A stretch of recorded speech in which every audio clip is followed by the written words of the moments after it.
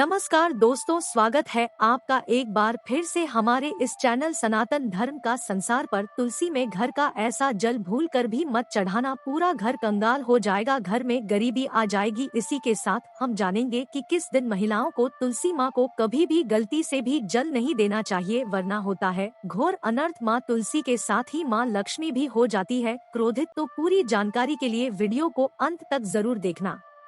शास्त्रों के अनुसार जहाँ पर तुलसी का पौधा होता है तो वहाँ पर साक्षात महालक्ष्मी स्थायी रूप से वास करती है। आपको बता दें कि जो व्यक्ति सही तरीके से तुलसी की पूजा पाठ और देखभाल अगर कर लेता है तो सदैव महालक्ष्मी उसके घर में अपना स्थान बना लेती है। लेकिन तुलसी के कुछ वास्तु नियमों को आपको ध्यान में रखना आवश्यक है। ऐसे में उन वास्तु नियमों के बारे में जानते हैं।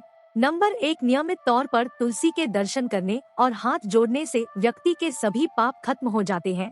में उसके अंदर एक नई ऊर्जा का संचार होता है जो उसे कामयाब बनाती है। नंबर 2, शास्त्रों के अनुसार तुलसी माता अगर जिस व्यक्ति पर मेहरबान हो जाए तो उसे रंग के राजा बना देती है। इसीलिए माता लक्ष्मी की सच्चे दिल से जो व्यक्ति पूजा पाठ करता है उसे उसका फल अवश्य मिलता है। नंबर 3, तुलसी के पौधे में प्रतिदिन पूजा पाठ और शाम को दीपक जलाने से व्यक्ति की सभी इच्छाएं पूरी होती है। 4, यदि आपका कारोबार काम चलता है या पूरी तरह से ठप हो गया है तो ऐसे में आप परेशान ना हो, हर शुक्रवार के दिन तुलसी के पौधे में कच्चा दूध चढ़ाते रहे, आपकी परेशानी जल्द ही दूर हो जाएगी। तुलसी माता अपने भक्तों को कभी भी निराश नहीं करती। नंबर 5, जहाँ पर स्थायी रूप से निर्मित और पर तुलसी में दीपक जलता है तो भूलकर भी भूत प्रेत आत्मा उस घर में भटकती भी नहीं है, बल्कि जहाँ पर तुलसी का पौधा लगा होता है तो से नकारात्मक ऊर्जा कोसों दूर रहती है। नंबर 6, अगर आपके घर में पैसों की तंगी रहती है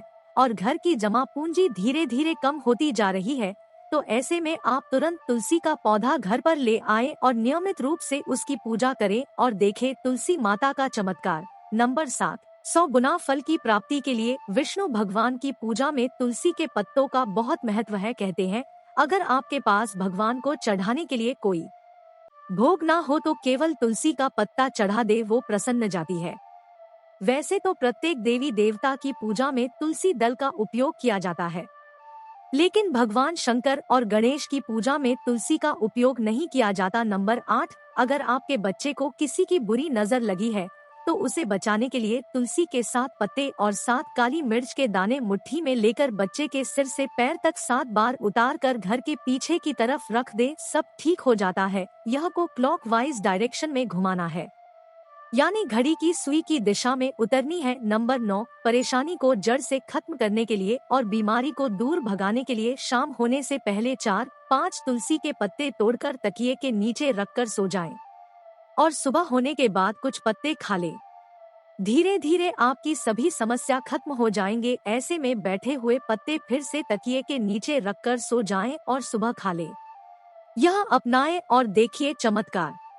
नंबर 10, ज्योतिष शास्त्र के अनुसार कहा जाता है कि तुलसी की माला पहनने से बुधवार गुरु ग्रह बलवान हो जाते हैं। ज्योतिष अनुसार कहा जाता है कि तुलसी की माला पहनने से सभी प्रकार के सुख मिलते हैं और कोई बुरी नजर कभी नहीं लगती। तुलसी की माला पहनने से पहले इसे गंगाजल और धूप दिखाना चाहिए। तुलसी की माला पहनने से पहले मंदिर में जाकर श्री ही की पूजा करनी चाहिए। जो तुलसी की माला पहनते हैं उन्हें प्याज और लहसुन और मांस मदिरा का सेवन छोड़ देना चाहिए। नंबर 11, यदि आपका हर कार्य असफल हो जाता है तो ऐसे में आप तुलसी के पौधों की जड़ को लेकर उसे गंगा जल से धो लें।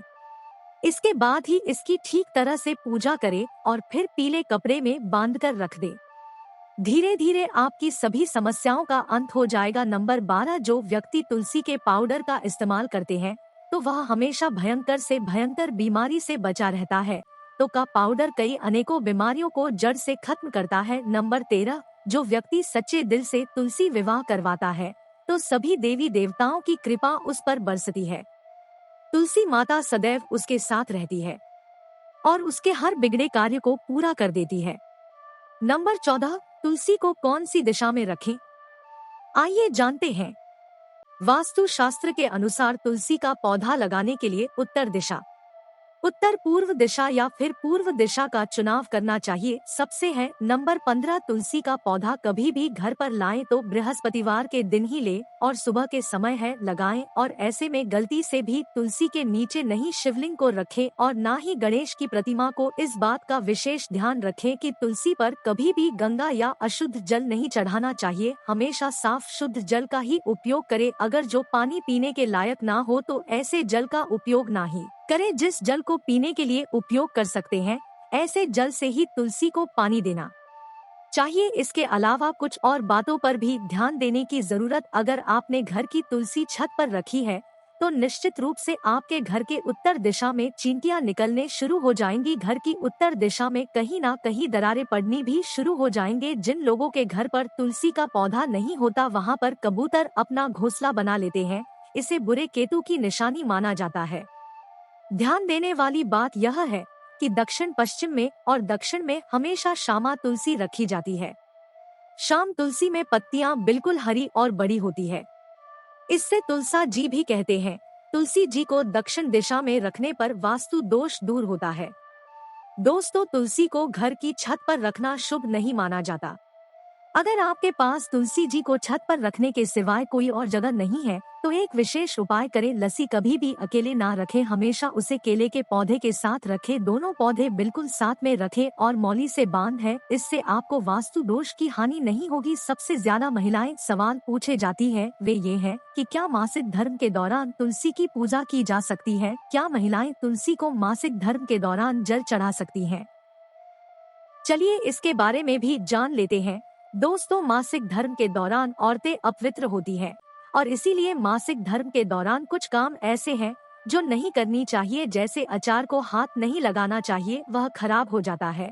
मंदिर नहीं जाना चाहिए, चौराहे पर नहीं जाना चाहिए क्योंकि इससे बुरी नजर लगती है। ऐसे ही पौधों में पानी भी नहीं देना चाहिए, इससे पौध सूख जाते हैं। और कोई भी धार्मिक कार्य भी नहीं करनी चाहिए। इसीलिए आपको मासिक धर्म के दौरान तुलसी को जल भी अर्पण नहीं करना चाहिए। तुलसी व्रत भी नहीं करना चाहिए। तुलसी के पास नहीं जाना चाहिए वरना तुलसी का पौधा सूख सकता है। तुलसी अपवित्र हो जाती है। तुलसी की पवित्रता का खास ख्याल रखा जाना चाहिए। मासिक धर्म के दौरान चौथे दिन स्नान करने के बाद ही आपको कोई धार्मिक कार्य करना चाहिए। दोस्तों, वीडियो में दी गई जानकारी अगर आपको अच्छी लगी वीडियो को लाइक करना, चैनल को सब्सक्राइब करना मत भूलना। मिलते हैं अगली वीडियो में। बहुत बहुत धन्यवाद।